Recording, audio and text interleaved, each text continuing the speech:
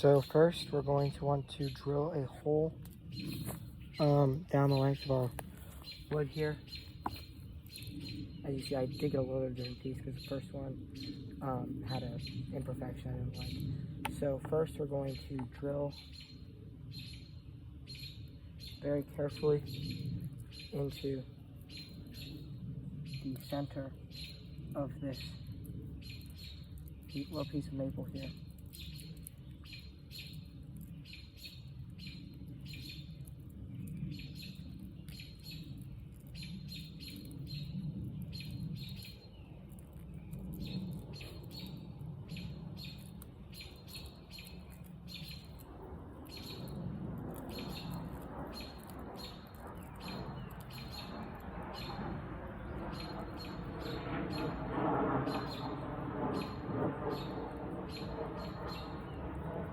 Some people don't really like the Swiss Army knives all, and I can understand that for some like everyday uses, but I mean as far as bushcraft goes, it's really useful. I used it one time on a shelter, and I've used it on a lot of smaller crafting things where you have to drill, you know, small diameter holes for kind of finer things.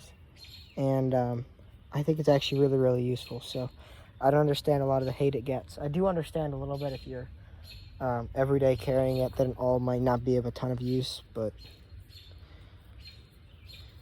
for bushcraft, it's definitely a pretty useful tool. And I mean, I know they put them on some Gerbers and some Leathermans, and I think the Leatherman ones are pretty good. But the Swiss Army knife ones really can't be beat, in my opinion. Of course, you're welcome to have your own. Next, we are going to baton this.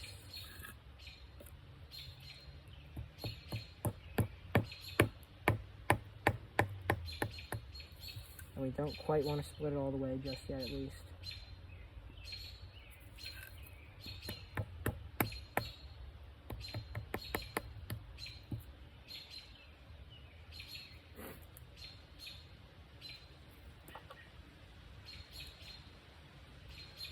Actually, you know what? I take that back. I changed how I want to do this. We are going to baton it all the way through.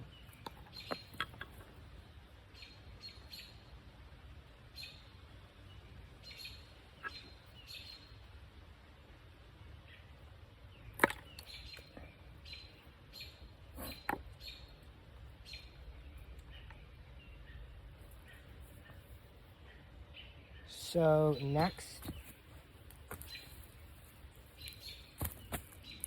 I'm going to get a piece of charcoal.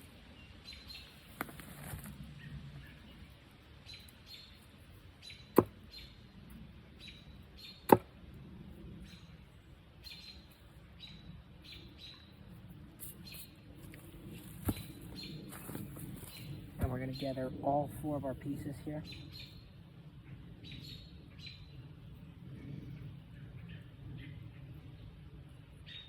And, oh wait, first we have to carve out a little bit from the insides here to accommodate the piece of charcoal. So we're going to do that on each of the 4 corners. I just sharpened my Mora today, so it's really good. The Scandi grind is so good for wood carving. I get it's not great for like a lot of other things, you know, because just of the geometry, you might want something like a full flat or convex, but for wood carving, it bites into the wood so well. Oops, that was the wrong side, my bad. It bites into the wood so well, and it's really, really useful.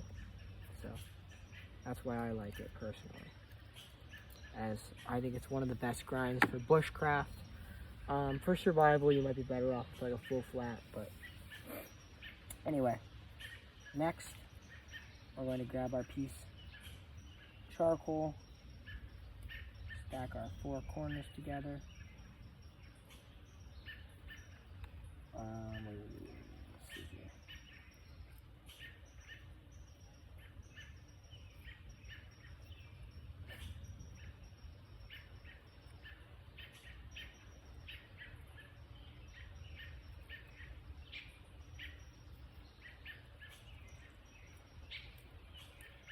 I'm just going to carve these back a little bit further.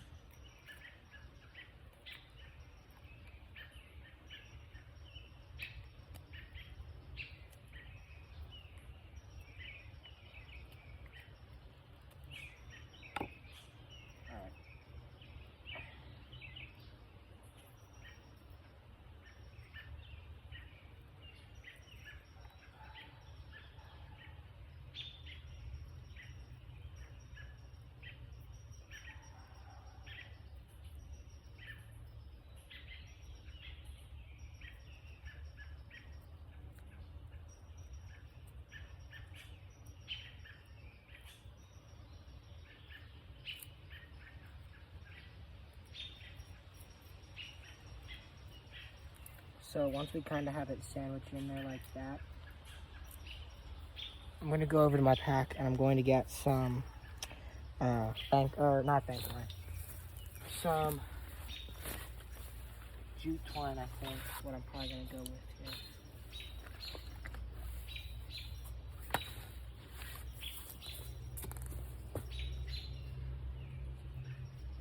here. And we're just going to want to, if I see if I can get some frame here.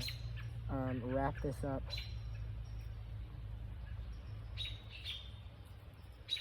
really nice and tightly all the way down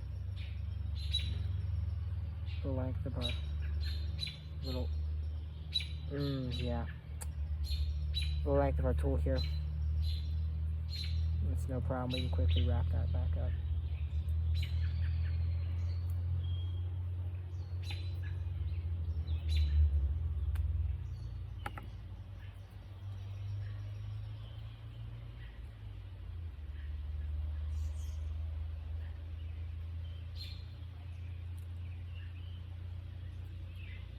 Tie this up, just a little square knot.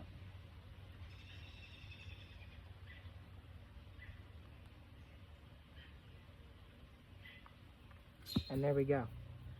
So, you might be wondering what we would need something like this for.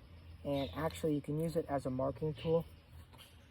So, for example, if you had two pieces of wood that had to go together in a particular configuration, you could draw on that. This is a pretty dark piece of wood here, but you can kind of see